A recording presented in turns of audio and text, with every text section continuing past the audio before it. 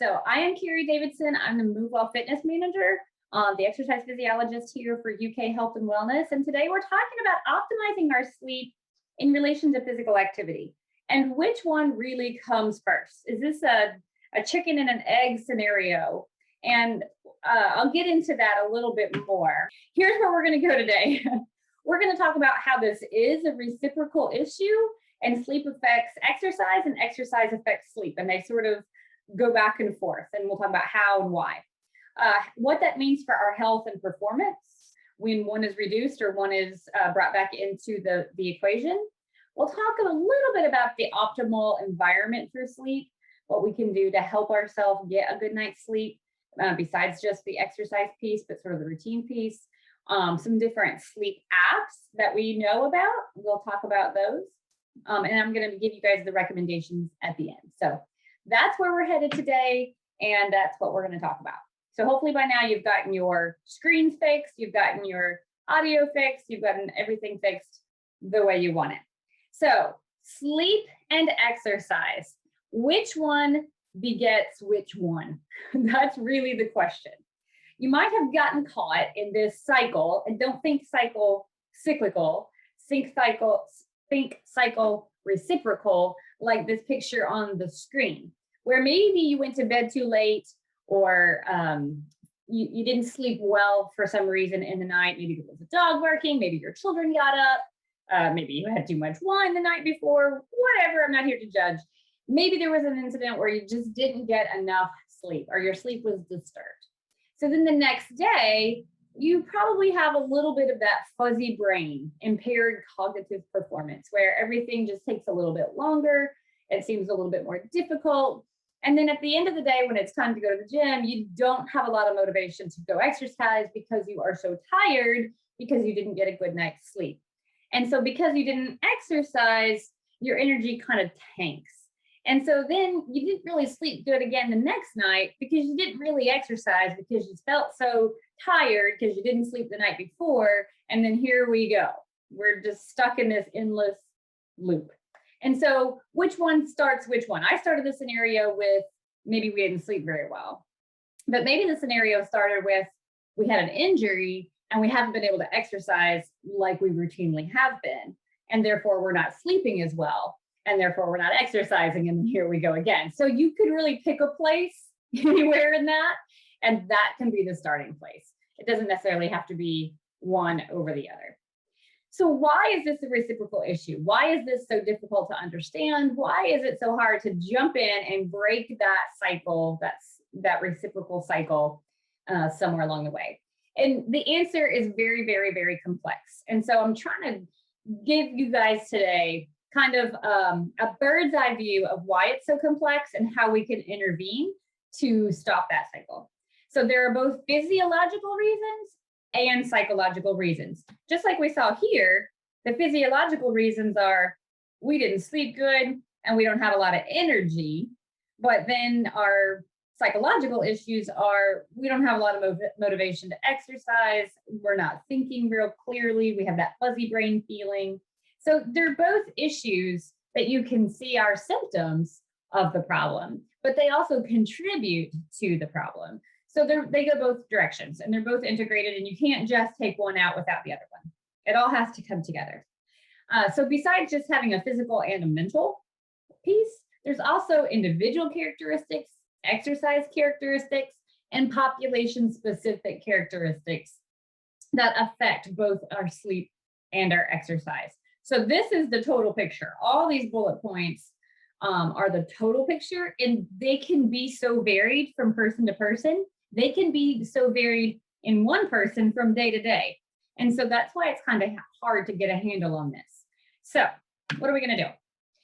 Well, some individual characteristics that can affect our sleep and our exercise are our sex or gender, age, fitness level, type of sleeper, and our body mass index. So there are studies about sleep and exercise on males and females and adolescents and elderly populations and athletes and sedentary women. It can be all over the place. If you are naturally a good sleeper, there could be sort of a genetic ceiling or floor to the type of sleep that you get already. And I'll give you a good example of this. So my very first daughter that I ever had was a preemie. She came a whole month early and she was in the NICU. Her little nervous system just wasn't as developed as we would have liked it to be for a full 40-week term pregnancy. She was in the NICU. She had lots of beeping, lots of interruptions to her sleep every so often for feedings, for checks, temperature checks and all sorts of other checks. And so she didn't really have a good start. She didn't have a chance from the very beginning to be a good sleeper. And now she's 11 years old. She still has a hard time going to sleep. The situation has to be just right. We have to do the same routine. She has to have a certain temperature.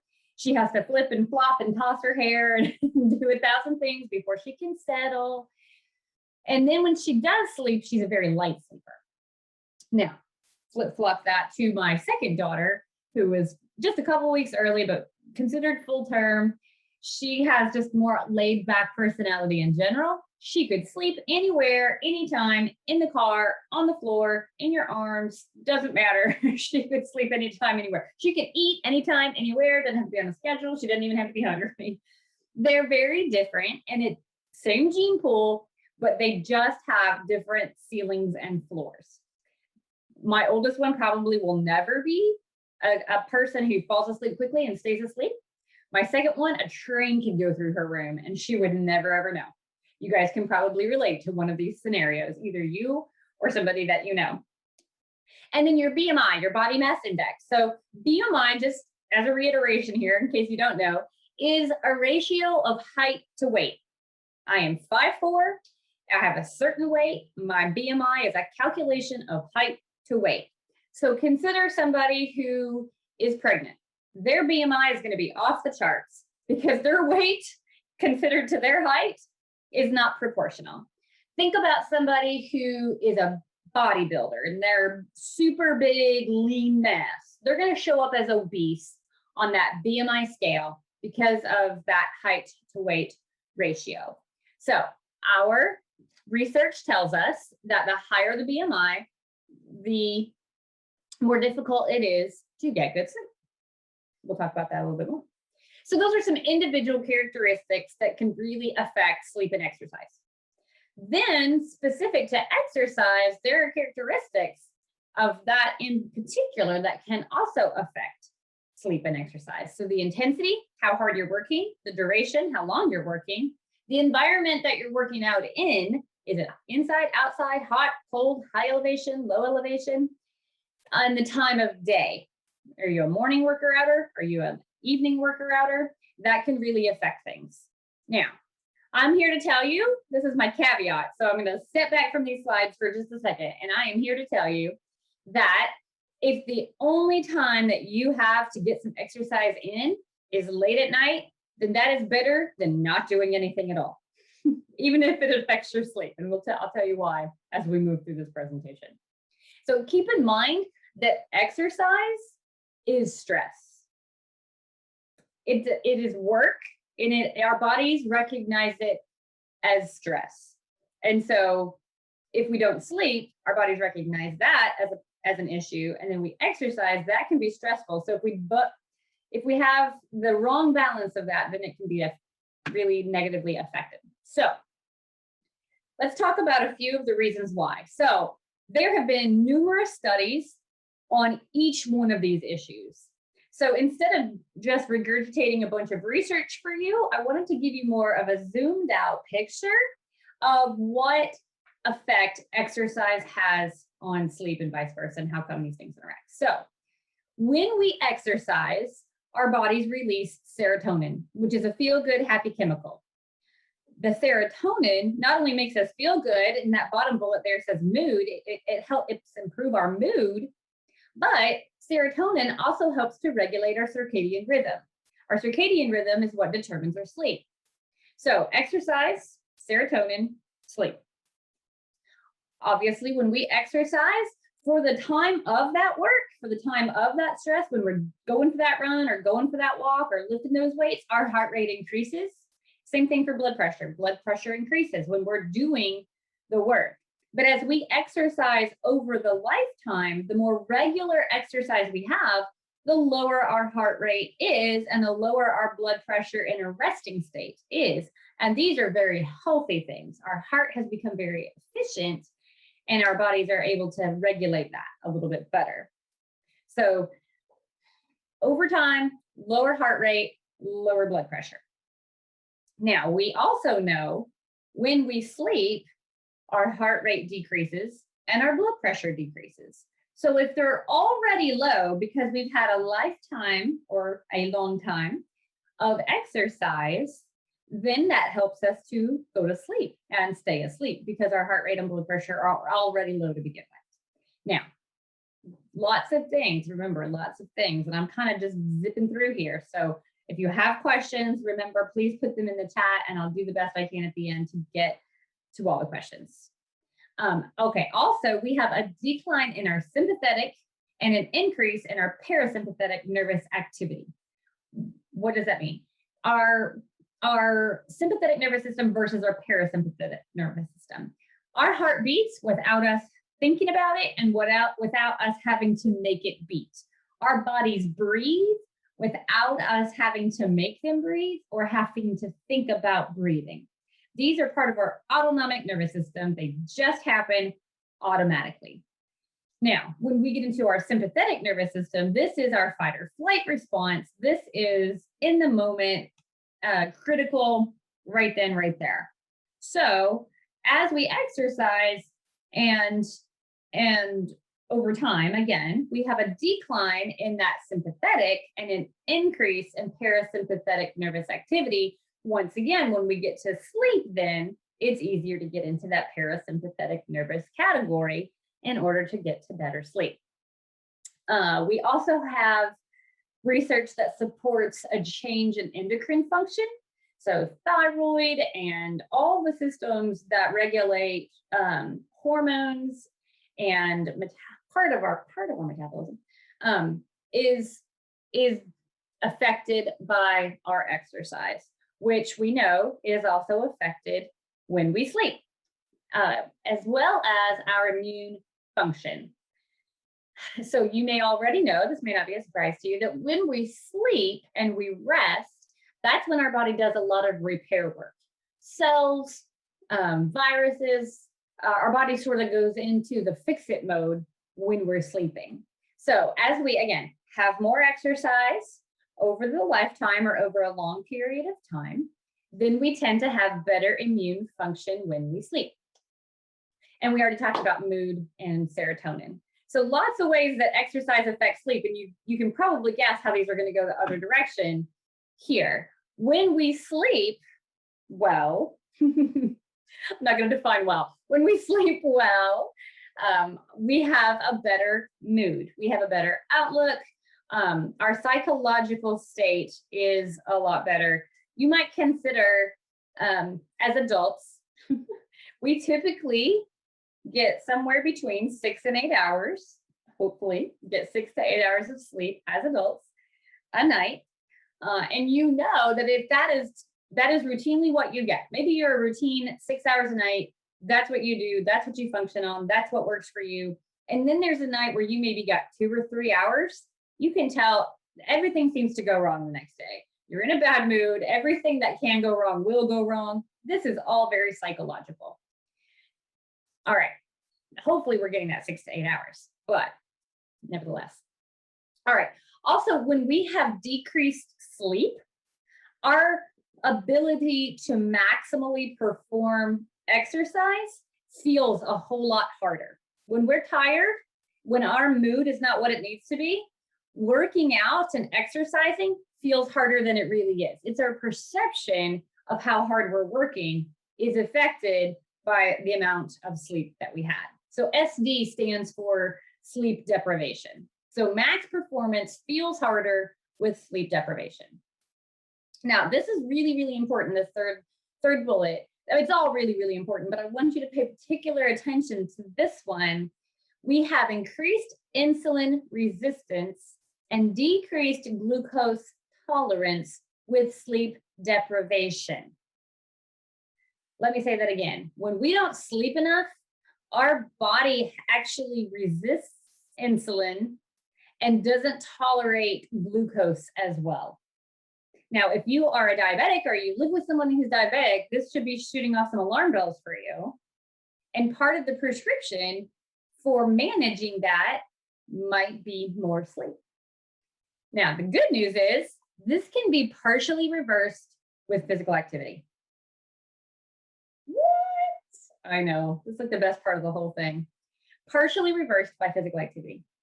Yeah, good stuff.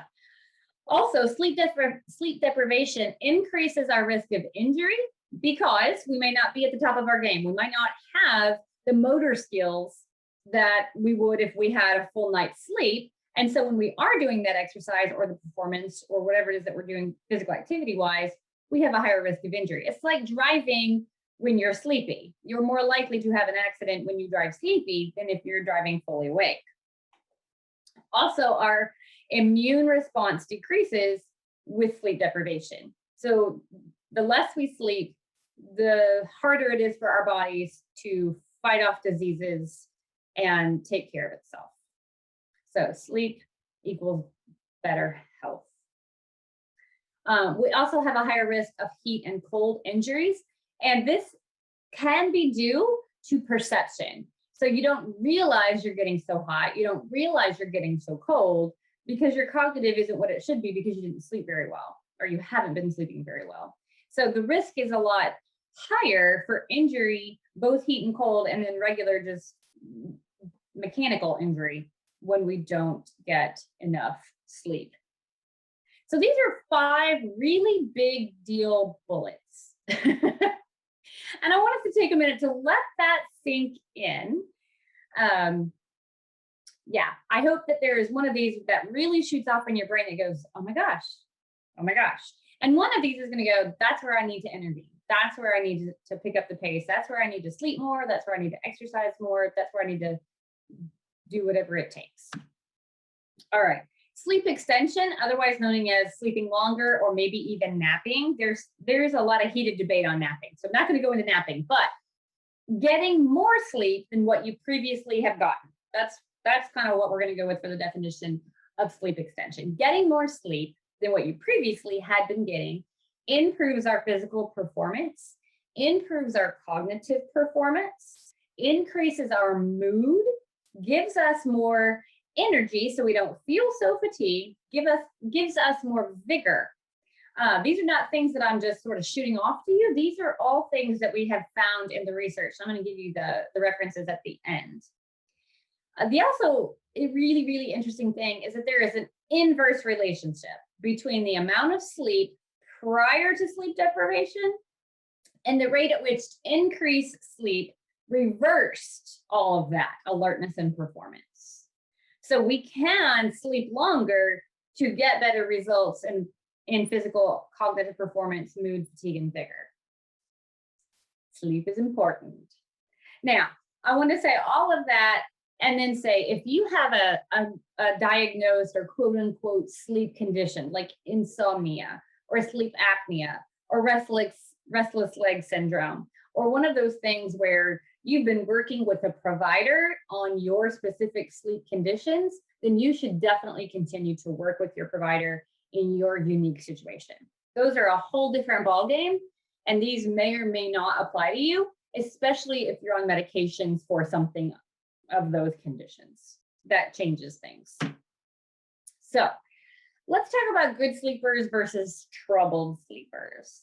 So a good sleeper really could exercise anytime, morning exercise, evening exercise. It doesn't affect a good sleeper as much as long as you're not losing sleep to go exercise, meaning don't stay up till midnight or 1 just so that you can go to the gym and get your workout in. Make sure you're still getting your good quality sleep because you're a good sleeper. So I was never the person in college who stayed up late to crash. I mean, to like cram for an exam. Never was. I knew for me, it was more important for me to get sleep than to cram. If I didn't know it by now, there wasn't anything that's going to happen in the next 3 hours that was going to change my world as much as getting that 3 hours of sleep. So if you know that about yourself, that is a really good thing. Now, all that to say, there has been some research on high intensity training. So whether it's high intensity interval training or maxing out or going for a run, trying to get your fastest pace ever, anything that's real high intensity within 3 hours of your typical bedtime can affect how long it takes you to go to sleep. That can affect our sleep. So if you're doing a high intensity exercise, the recommendation is to do it before the 3 hour mark if you're going to be going to bed within the next 3 hours. If it's a moderate, going for a walk, you can do that right before bed, and it hasn't been statistically shown to change the quality of your sleep. So that's for good sleepers. If you are a troubled sleeper, this would be my daughter, my oldest daughter, then they have found that regular moderate exercise over time, meaning over weeks and months, equals better sleep quality, sleep latency, and medication usage. So if you have been taking something to go to sleep, then regular exercise over time at a moderate pace might help you to have better quality sleep. So, troubled sleepers, your recommendations are a little bit different than our good sleepers. And again, if you joined our presentation last week to hear Amy talk about habits, then she set the stage for you for a sort of an optimal environment and what that looked like for sleep. And I'm just going to hit the highlights for both exercise and sleep. Okay. Because if we sleep less, our blood pressure, our vascular tone, our calcifications inside of our arteries, our sympathetic nervous system activity that we already talked about, inflammation, all those things when we sleep less, they have a negative effect on us. So if you're a person who is sleep deprived, you are at a higher risk when you exercise for a heart attack or some sort of coronary event, which is a big deal. So if that's been you, if you've been sleep deprived, your exercise has to progress slowly and moderately.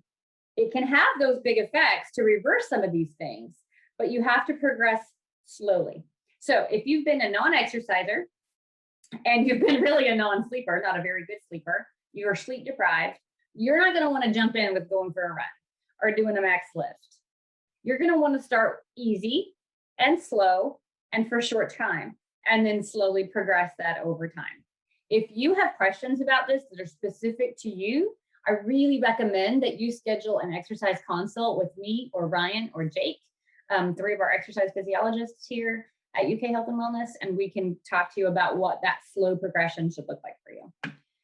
Now, on the flip, if you are a generally healthy person, then the ACSM, the American College of Sports Medicine, puts out guidelines for general health benefits. So for cardiovascular exercise, 30 minutes, moderate intensity, 5 days a week, or you get the same health benefits, 20 minutes, vigorous, 3 days a week.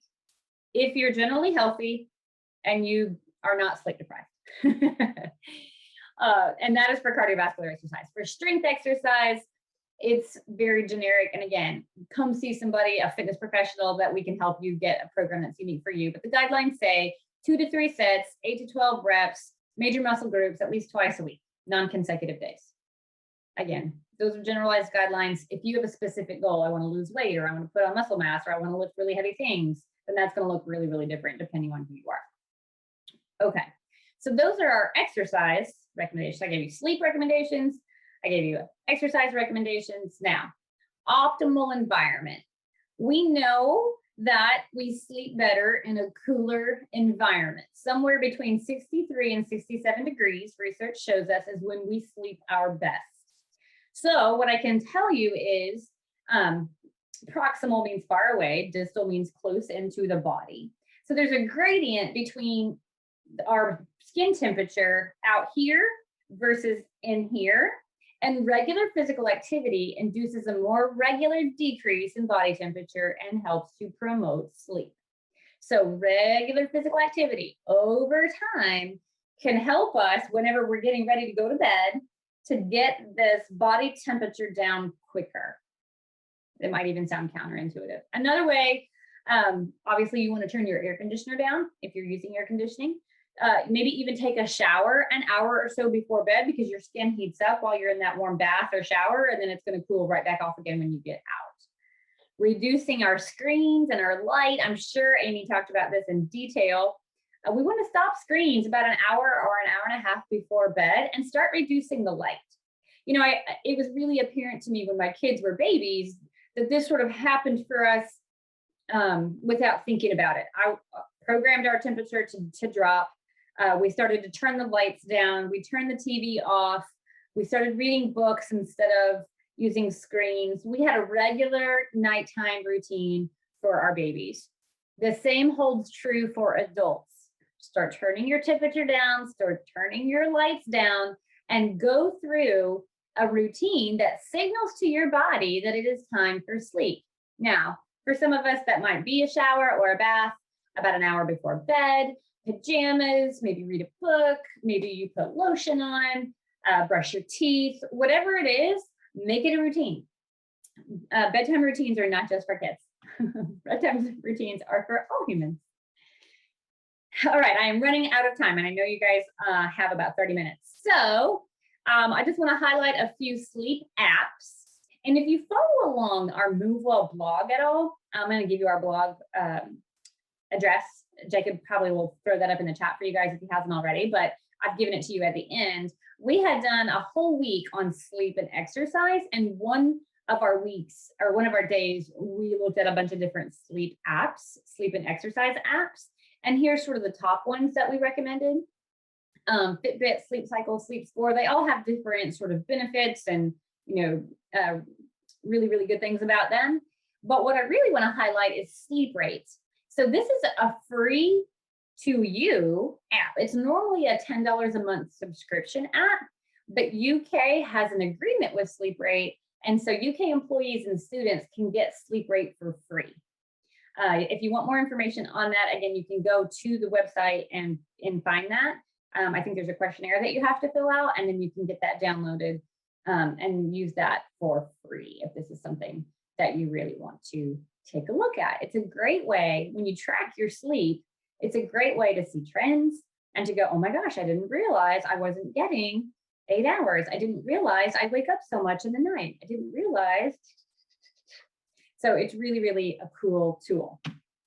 All right, here are some resources for all of that research on sleep and exercise. The American Sleep Association has a great blog that if you just ask a question, you probably can pull up an answer that has already been answered, a question that's already been asked in there.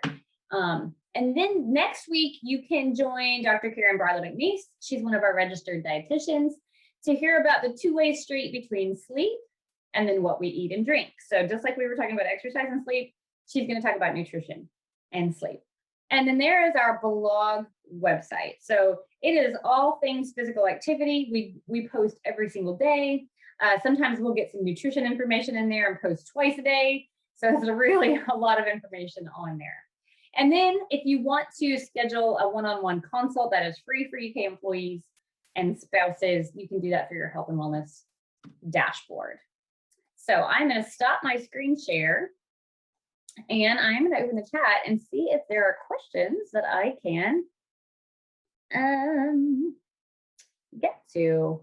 Somebody asked a question about menopause, hot flashes and night sweats. I actually just was looking at an article this morning from the Sleep Association. So the thing I just gave you, the Sleep Association has a whole interesting article on aerobic activity and yoga for menopausal women who are experiencing those particular two symptoms and how it affected their sleep. And it was saying that both aerobic and yoga before bed can help with both of those symptoms. So I'm not sure if that answers your question totally, but I did actually read that this morning, and I would recommend that you go back out to that website and see if there's more research on that topic.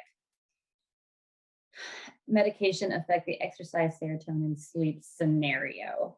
Okay, so that's a big question. It depends on the medication. Let me say that first of all. If you're on a medication specific to sleep, something that's supposed to help you go to sleep, something that's supposed to help you stay asleep, that is a whole chemical interaction into the cycle. If you are on a medication that affects your serotonin, a lot of antidepressants and anti-anxiety meds like SSRIs, right? A selective serotonin reuptake inhibitor, that's an SSRI. So your Lexapros, Prozacs, all of those of the world, those affect the serotonin uptake. It stays around longer in your brain, so that you can see how that's going to make an effect on things. So it really is going to be very medication specific. And that's definitely something that you should talk to your provider about if you think that you're on something or taking something that might be messing with your sleep. So, and it looks like Jacob has posted some websites for us here.